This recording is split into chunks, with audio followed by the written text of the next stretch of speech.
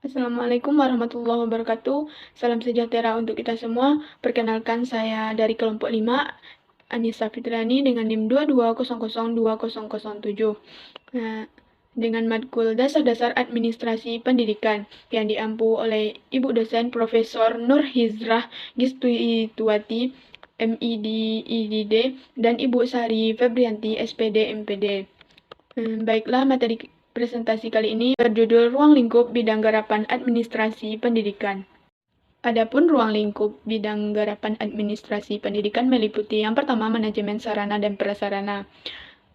Pengertian sarana dan prasarana. Sarana pendidikan adalah segala macam alat yang digunakan secara langsung dalam proses pendidikan, sementara prasarana pendidikan adalah segala macam alat yang tidak secara langsung digunakan dalam proses pendidikan.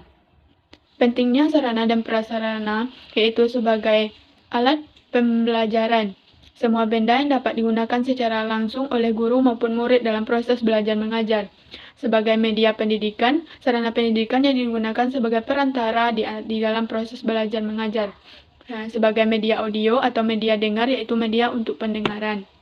Adapun proses manajemen sarana dan prasarana meliputi proses perencanaan, keseluruhan proses perkiraan secara matang rancangan pembelian, pengadaan, rehabilitasi, distribusi, atau pembuatan peralatan dan perlengkapan yang sesuai dengan kebutuhan sekolah. Kedua, proses pengadaan, kegiatan yang dilakukan untuk menyediakan semua jenis sarana dan prasarana dalam pendidikan. Ketiga, penginventarisasian investasi sarana dan prasarana pendidikan meliputi pencatatan atau pendaftaran barang-barang milik sekolah ke dalam suatu daftar inventaris barang secara tertib dan teratur. Keempat, pemeliharaan sarana dan prasarana pendidikan meliputi kegiatan untuk melaksanakan pengurusan dan pengaturan agar semua sarana dan prasarana selalu dalam keadaan baik dan siap untuk digunakan secara berdaya guna dan berhasil guna dalam mencapai suatu pendidikan.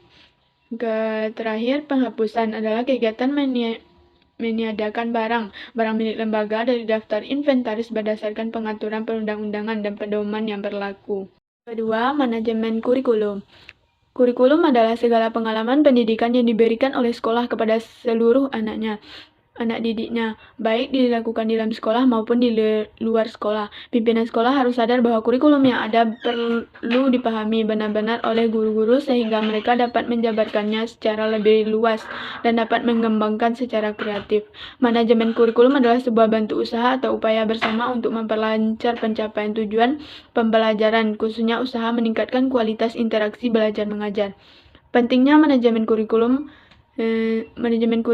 sangat penting sebagai acuan pembelajaran dan pelatihan dalam pendidikan. Kurikulum membuat isi dan materi pembelajaran. Kurikulum ialah sejumlah mata pelajaran ajaran yang harus ditempuh dan dipelajari oleh siswa untuk memperoleh sejumlah pengetahuan.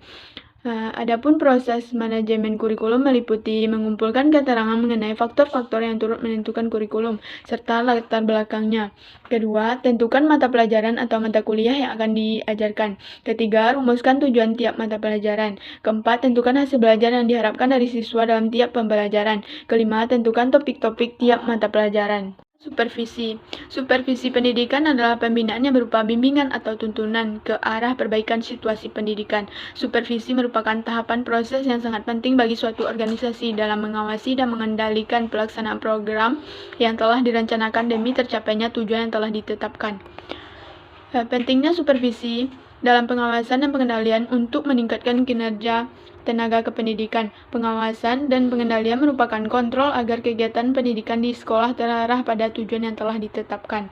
Adapun proses supervisi meliputi yang pertama, supervisi akademik, menitik beratkan pengamatan supervisor pada masalah-masalah akademik. Kedua, supervisi administrasi, menitik beratkan pengamatan supervisor pada aspek-aspek administrasi.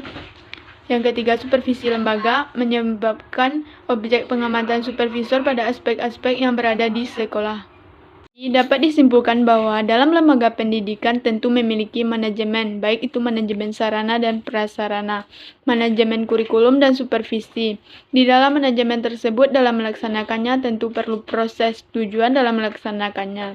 Oleh karena itu sangat penting untuk mengetahui apa saja manajemen yang ada di dalam suatu lembaga pendidikan serta proses-prosesnya. Itu yang dapat saya sampaikan. Kalau ada kesalahan di dalam presentasi saya, mohon dimaafkan. Assalamualaikum warahmatullahi wabarakatuh.